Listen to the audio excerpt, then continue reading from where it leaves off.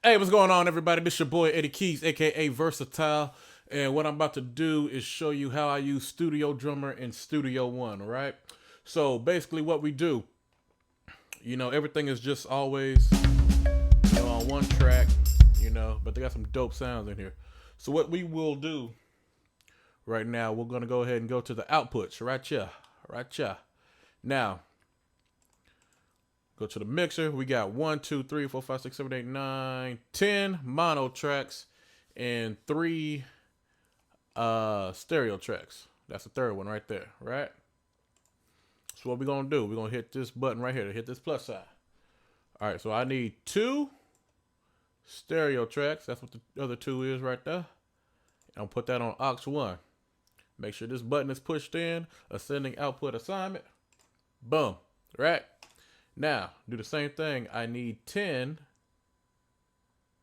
Come on, there we go. 10 mono tracks. And we're going to go to unassigned. Make sure that button is pushed, ascending. Boom. Now, what you would do, of course, you would label these. And I'll be right back.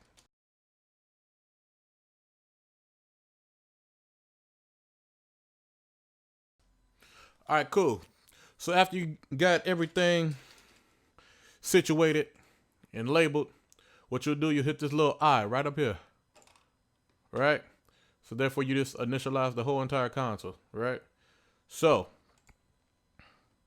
you're gonna go up here, you're gonna hit the settings, boom, and now there everything is right here. Oh, what kick, snare, hi-hat. Now we're gonna do something to the hi-hat and the toms here in a second. I don't know why it does this, but once you do it the first time and save this as a preset, you won't have to worry about it after that. There we go.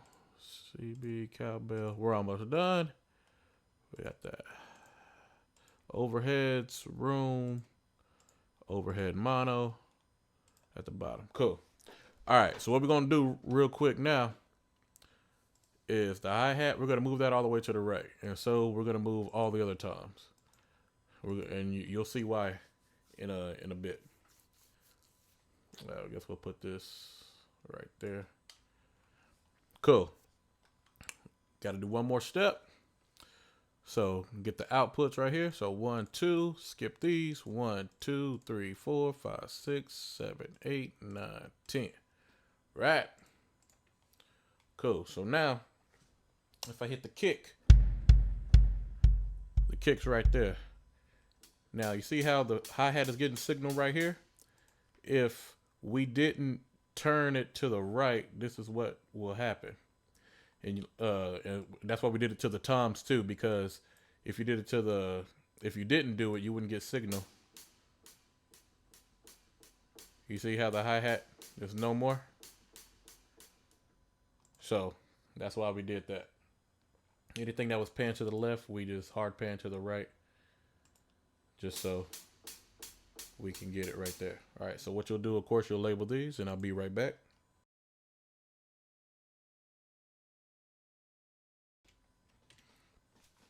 Cool. So now we got everything routed, right? And let me go ahead and just get a MIDI track real quick. Let's paste it. Cool. Turn the click off because we don't need it at this point.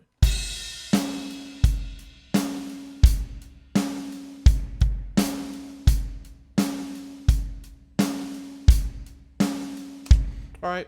Right now, you know what I'm saying? It's okay. You know what I'm saying? We got, some pretty good sounds in there. But we want to take this a step further now, right? And I will show you that right here. So what I like to do out the gate is first go in here, get a good solid sound in Kontakt as far as, messing with the different parameters and everything. Made some minor adjustments. Like this, I would turn this down just a little bit more.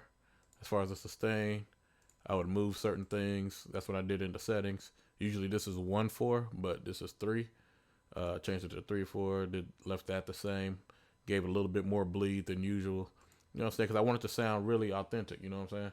So, as you can see, I I didn't do anything as far as compression to the tom. Just left it like that, like the way it is, right? Cool. So since we're gonna take this a step further, this is what we're gonna do. So I want you to picture yourself, saying in a big studio, where they got all this outboard gear. All right, so I want to get everything out the gate. So what I'm gonna do, let me just play this without.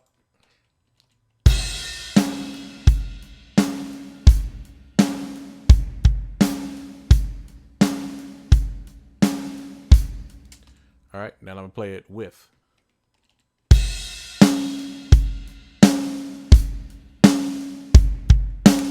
Big difference, right? Cool. So what I use the DBX 160. Just did basic things. I started off with the preset, of course, just tweaked it a little bit. It would not, because like out the gate, that thing sounds amazing, right? So after all that's said and done, I set up audio tracks, So of course labeled them, everything like that, and gave them the correct input as far as where it is receiving from. So kick is receiving from kick, snare is receiving from snare, so on and so forth, right? Cool. So now what we do, we arm those, and since we have this already going on as far as the processing, is going to be recorded like that. And if you want to know what the mix tools, what I'm using these for, I'm just swapping the channels. I haven't figured out how to swap the perspective and Kontakt, but as soon as someone does, let me know, please. If you can post a comment, that'll be great. Cool. All right, so here we go. We're just going to hit record.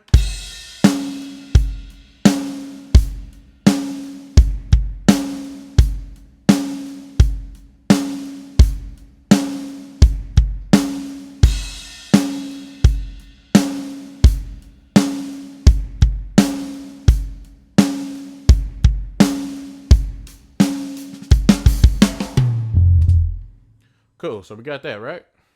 Awesome. Now, we can go ahead and mute this, or just get rid of it, actually.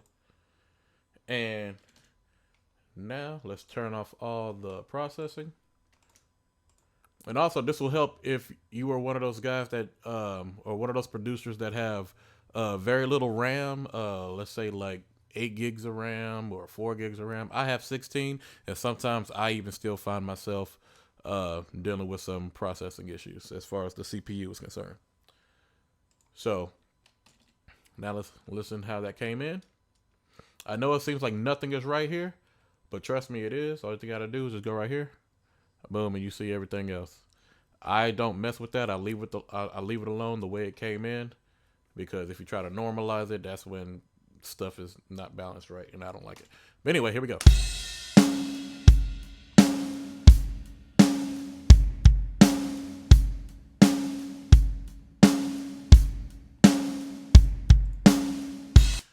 Cool, right? So now what we do, we can get rid of this. No, I'm not gonna get rid of it. I'll just hide it for right now. I already did some processing already with the mix up. Now listen to this with and without, because we did all the other steps first.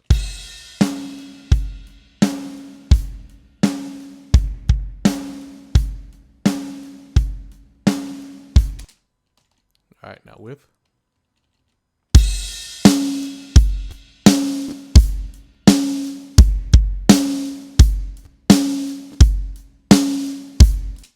Big difference, right?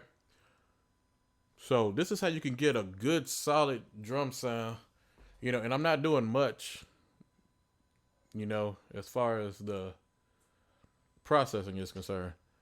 Just add a little bit of highs to the kick so I can get that beater, and boosted it around 60 hertz, I believe, if I know myself. Let's see. Yeah, 59. Well, Jesus, 60 hertz. Just added a little shine to the snare, beefed it up a little bit, The hi-hat got rid of all this, came what around 2K, dipped around there. Then of course the tom, so on and so forth. Of course added some gates and everything because we had that bleed going through. So I just wanted to have like a really authentic drum sound, right? But you can also do this for like things like your other instruments, right? So I'm going to turn these off for a second. Look how much it already went down. Jesus. So now I'm gonna use this for the bass. Let's go ahead and unsolo and unmute that. So I like to get it like I already said, out the gate. So I'm gonna mute this for a second.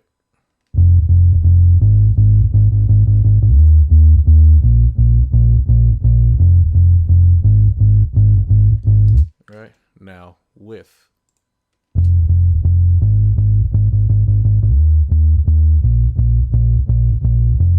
After that, what you do the same thing, right? I already did it here, but I'll just do it again. Let's see, bring up the bass. Receiving from instruments, bass. Set it to record.